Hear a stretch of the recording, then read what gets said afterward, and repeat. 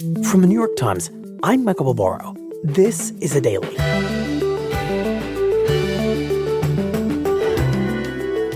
For the past 50 years, how the Democratic Party picks its presidential nominee has been profoundly shaped by the state where the process begins, Iowa.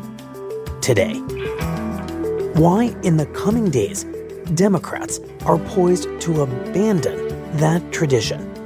My colleague, Adam Nagurney, explains.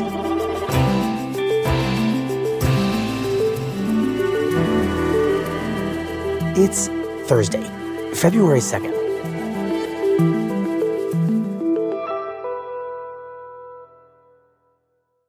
Adam, tell us about this meeting that's about to get underway in Philadelphia. So the Democratic National Committee, which is essentially the governing body of the Democratic Party, is about to gather in Philadelphia for its annual meeting. And, these meetings tend to be kind of boring, if I may say so.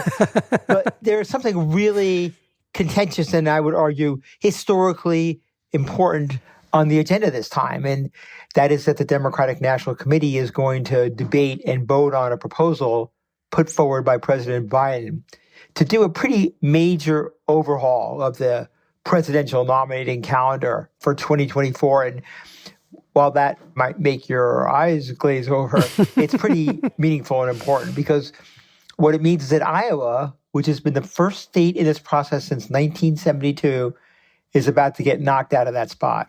Wow. Yeah, there's nothing more constant in American politics than Iowa going first. It's just what you do. For someone like me who's been covering this stuff for a long time, it's really kind of striking. It's a real moment of transition, and it reflects the reality, which has become more and more true over the years, that Iowa just does not represent the Democratic Party anymore. It just doesn't make sense anymore for the Democratic Party to start the whole nominating process that's going to end up choosing a candidate for president in a place like Iowa. Well, Adam, how did we get to this system, this Iowa first system that many in the party now think doesn't make sense and needs to be massively overhauled? What's the backstory? As in many things in politics, this was a solution to a previous problem. To understand why we are where we are today, you have to go back to 1968. Chicago, Illinois, the convention of the Democratic Party. So that was the year that the Democratic National Convention was being held in Chicago. Members of the Youth International Party, Yippies they called themselves, converged on Chicago. And the country was convulsed with unrest. There was anger over the Vietnam War. And a lot of Democratic voters wanted the party to nominate a candidate who would end the war in Vietnam. The struggle on the floor of this convention will determine whether we have the courage to say that we were wrong and even greater courage to chart a course towards peace in Vietnam. But back then, voters didn't really have much of a say in the process. It was party bosses who met behind the scenes to choose a nominee. So all those jokes about smoke-filled back rooms where deals are cut and decisions are made, well, that was kind of true. It really happened, and that's how the party ended up with Hubert Humphrey. Is not the year for frenzied or inflammatory rhetoric. And Hubert Humphrey was not a candidate who was about to end the war. I submit that 1968 is the year for common sense to the American people. Humphrey goes on, loses the election to Richard Nixon, and the backlash against the Democratic establishment was intense. People were really upset that the party chose someone that didn't represent the sentiment of a lot of voters, and the party responded by creating a commission to rewrite the nominating process. And that's what resulted in a series of state-by-state contests where voters and not party bosses would have to say over who the nominee would be.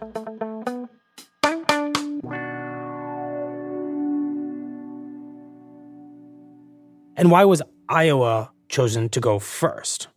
There was never a decision that we, the Democratic Party, should start in Iowa. It wasn't as if the committee took a look at the whole country and said, Iowa is the most representative state of the Democratic Party, and therefore we should do this first. No, it just was a matter of logistics. And that's because Iowa has a very time-consuming and, dare I say, convoluted process for choosing its presidential nominee. Most states have a primary. On a certain day, voters go to a voting booth, cast their ballot for wherever they want, and go home. That's it. But not Iowa. Iowa has something called a caucus. Right. And just remind us how that works, a caucus. On a Monday night, voters who want to have a say in the choice of their party's nominee have to go to local places, churches, schoolhouses, sometimes even people's living rooms. And you go in there and you are gathered in clusters of people who support the various candidates, right? And you make your case for why you're voting for who you're voting. And each candidate has to reach a certain threshold of support. And if he or she doesn't, then the candidate falls out and the voters sort of shuffle around the room and after some debate and discussion end up with one of the other candidates. So it's a long process. Right. So therefore, in order to be part of the calendar, to fit into the calendar, Iowa had to start early. And starting early meant being first to make sure it got done in time. It just kind of happened. And then once it happened, it was hard to unhappen. Got it. So this is really a matter of logistics and, in a sense, Iowa's inefficiency. That's correct. And the first time it happens is 1972. But the first time it really matters is 1976, because that's when something really remarkable took place in the Democratic Party. There were 17 candidates who were seeking the Democratic presidential nomination. And one of them was a little-known former peanut farmer from Georgia, the governor. Jimmy who? Jimmy who? Jimmy Carter's baseball player, isn't he? Named Jimmy Carter. And Carter realized that if he did well in Iowa, the first state in this relatively new nominating process, he could show to the party and to the world that he was a really viable candidate. It's not going to be an easy campaign, as you know. And he also realized that Iowa was a place that you could win by just churning it out. Hi, let me meet you. I'm Jimmy Carter. I'm good to see you. I just want to ask you to help me next Monday night. Okay. By just going door to door, by meeting people. Hi, Jimmy Carter. I'm glad to meet you, sir. Fine. I hope you'll go to the caucus next Monday night and help me. He understood that by doing that, you would build the kind of personal connection and loyalty that you would need to get your voters to show up in the caucus system that we talked about and participate in this sort of back and forth. Afraid I'm prejudiced because you're a farmer, and I am a farmer. That's the kind of prejudice I like. Well, I'm glad to meet you. So, lo and behold, Carter beat all the other candidates with a level of support that just shocked many Democrats with how well he did. And people would look back on that and never forget the lesson of Iowa from 1976. It shows that somebody who isn't really well known can use the state's nominating system to become a national figure in politics. Right. So suddenly, Iowa, this kind of accidental first in the nation nominating contest, shows that it can be a decisive kingmaker because, of course, that former peanut farmer, Jimmy Carter, goes on to not only become the Democratic nominee, but to win the presidency itself. That's correct.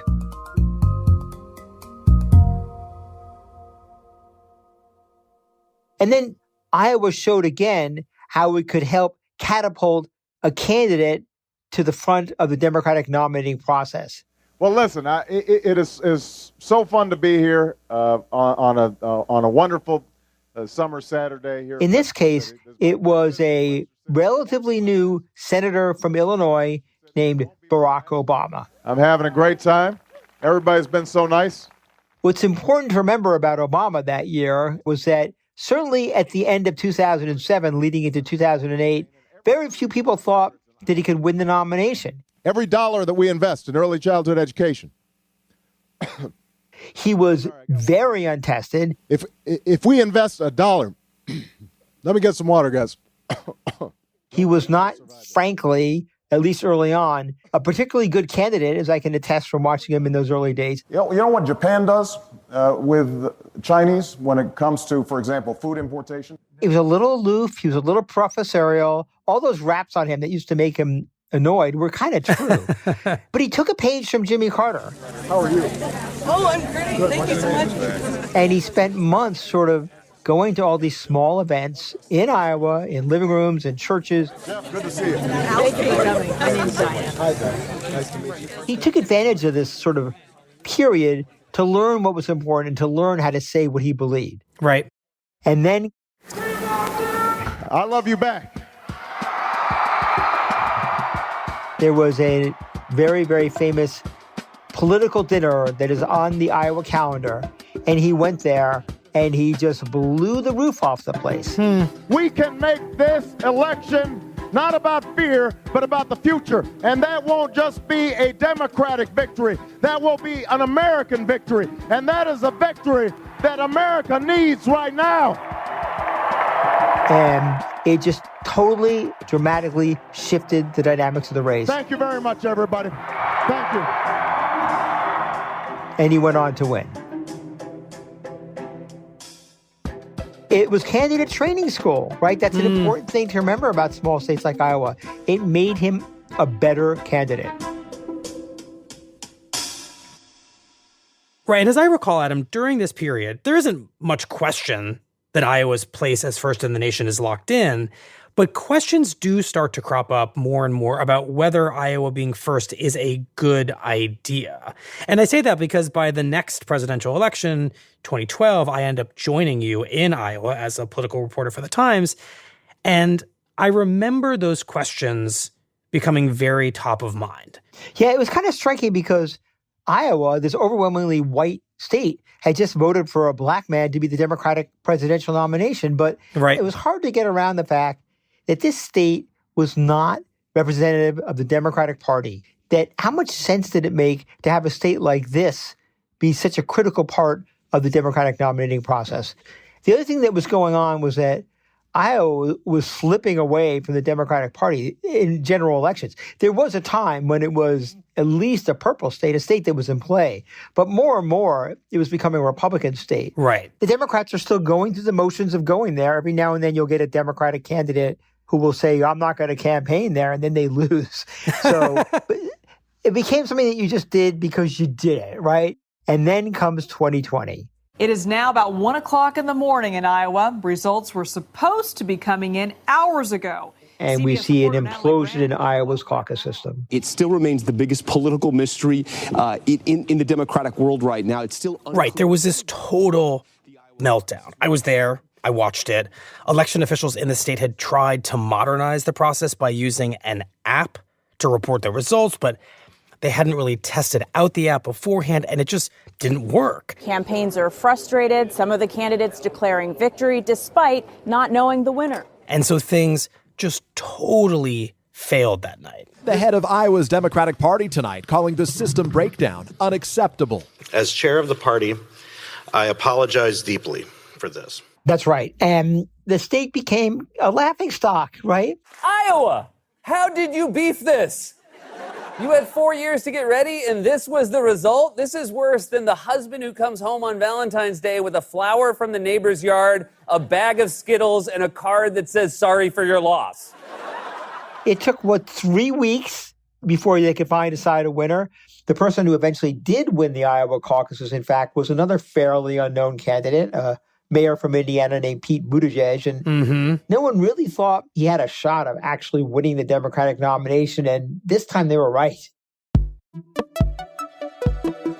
Right. In 2020, Iowa was the last thing from a kingmaker once all the counting was done. Like you said, the person who won the nomination was Joe Biden, who, as I recall, placed fourth in Iowa. So the conclusion of just about every Democrat, except perhaps those who run the caucuses in Iowa, is that not only is Iowa incompetent when it comes to counting votes, it's just totally out of sync with the rest of the party.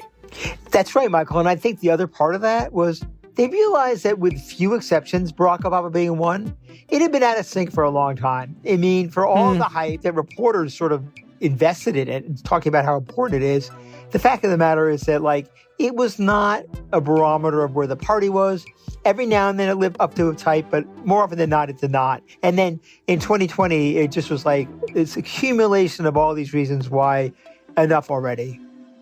And that's how you get to this moment in Philadelphia where the Democratic National Committee is about to close the door on the Iowa caucuses.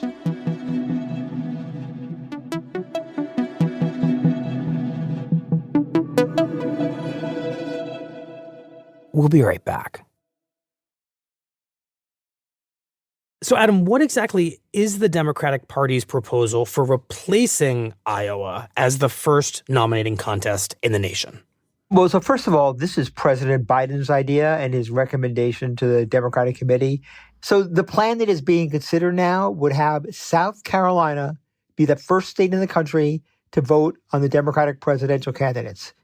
And what's the rationale for choosing South Carolina of all the possible options in the country? Well, the top reason is because it is just more representative of the Democratic Party and more representative, I would argue, of the country. It's got a much larger Black population, and that makes a lot of sense to a party like the Democratic Party, where Black voters are a big part of their base. The second reason is that South Carolina holds a primary. It's not a caucus, which means that the results will be more efficient and clearer. You don't have the issue, or you probably won't have the issue that we had in Iowa, where it just takes weeks to find out who actually won. And I think all of that was very appealing to President Biden and the Democratic National Committee. Right. That all makes a certain sense. But it seems worth saying, Adam, that President Biden might have another reason to pick South Carolina, which is that it really resuscitated his 2020 candidacy, which was doing quite poorly in places like Iowa during the nomination process. In fact, many people would argue that without South Carolina, Joe Biden could never have become the nominee or become president. That's right. I think part of it is that he's rewarding South Carolina for what happened in 2020. But part of it is that this is something he's always believed, that the Democratic Party was much more diverse and that the state like South Carolina represented it more. So it's a combination of political pragmatism, rewarding a state that served him well, but just sort of understanding the way the party and the country is changing, and that it made much more sense, in his view, not only for him, but for the party, to have the nomination start in a state that was as diverse as South Carolina.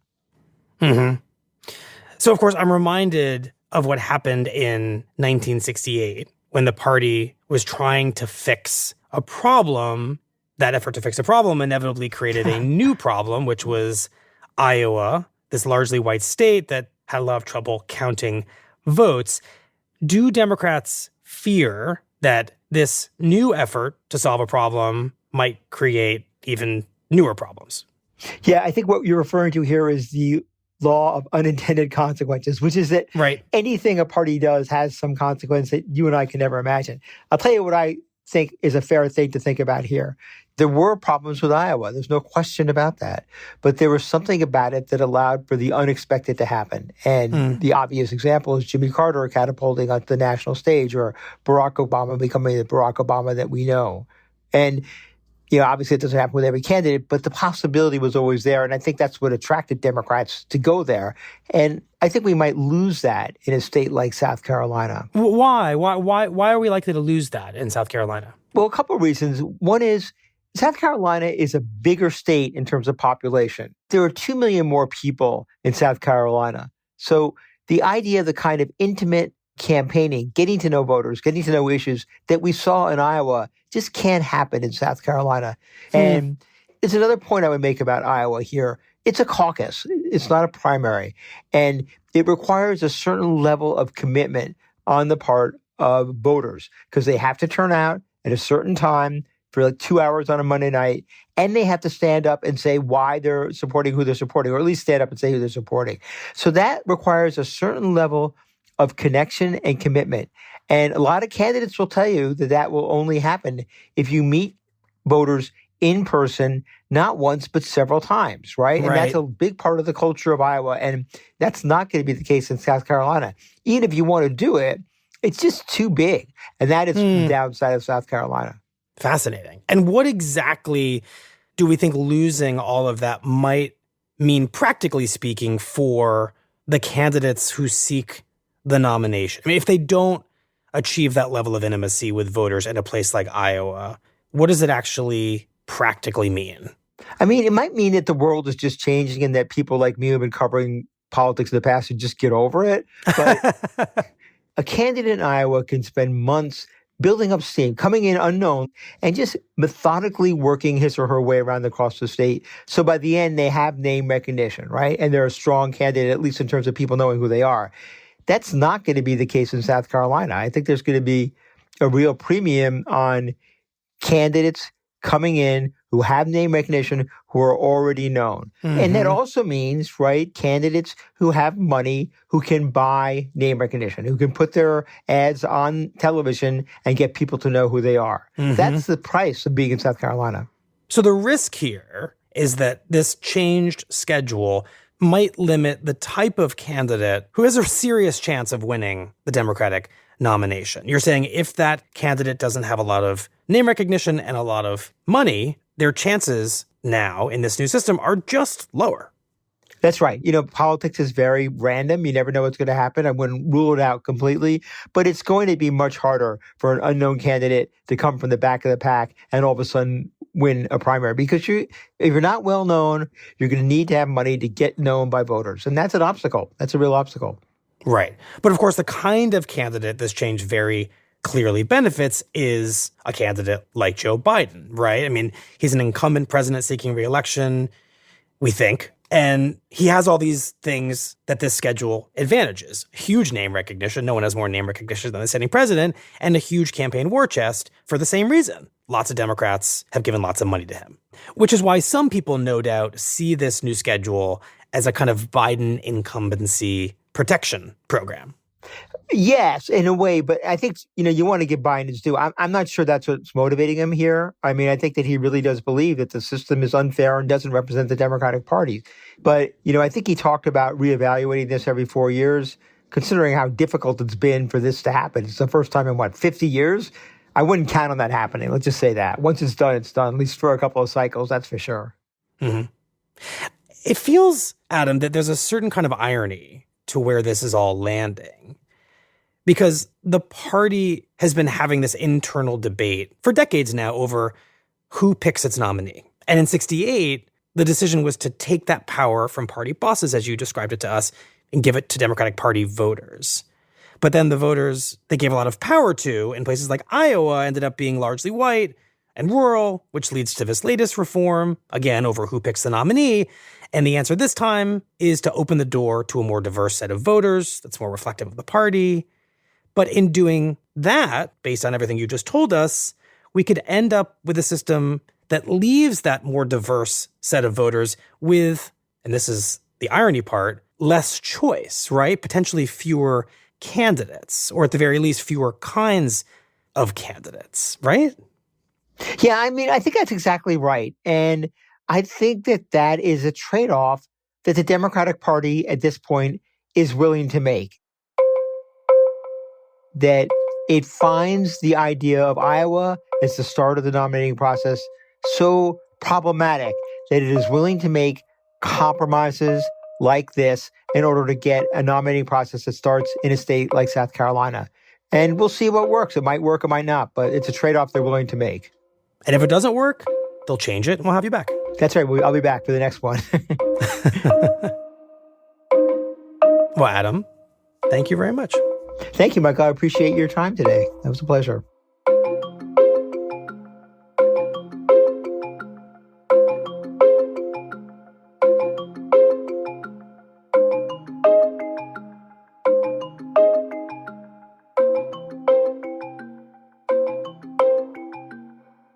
We'll be right back.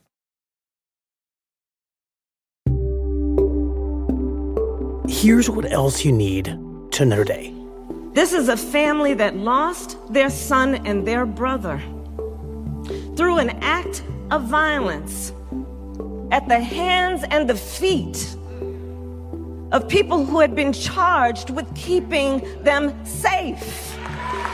In Memphis on Wednesday, Tyree Nichols, the 29-year-old who died after he was brutally beaten by police, was eulogized by members of his family and by Vice President Kamala Harris. So when we talk about public safety, let us understand what it means in its truest form.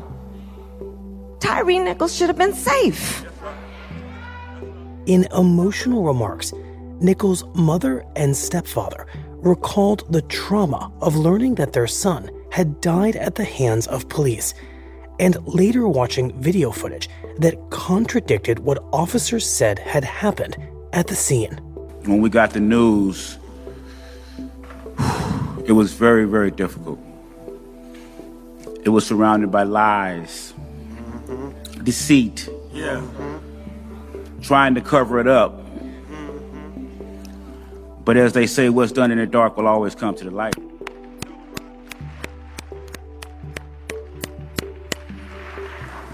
And the light of day is justice for Tyree. Justice for Tyree. Justice for all the families that lost loved ones through brutality of police or anybody. Today's episode was produced by Alex Stern, Stella Tan, and Nina Feldman. It was edited by Rachel Quester, contains original music by Marion Lozano, Dan Powell, Diane Wong, and Chris Wood, and was engineered by Chris Wood. Our theme music is by Jim Brunberg and Ben Landsberg of Wonderly. That's it for the Daily. I'm Michael Barbaro. See you tomorrow.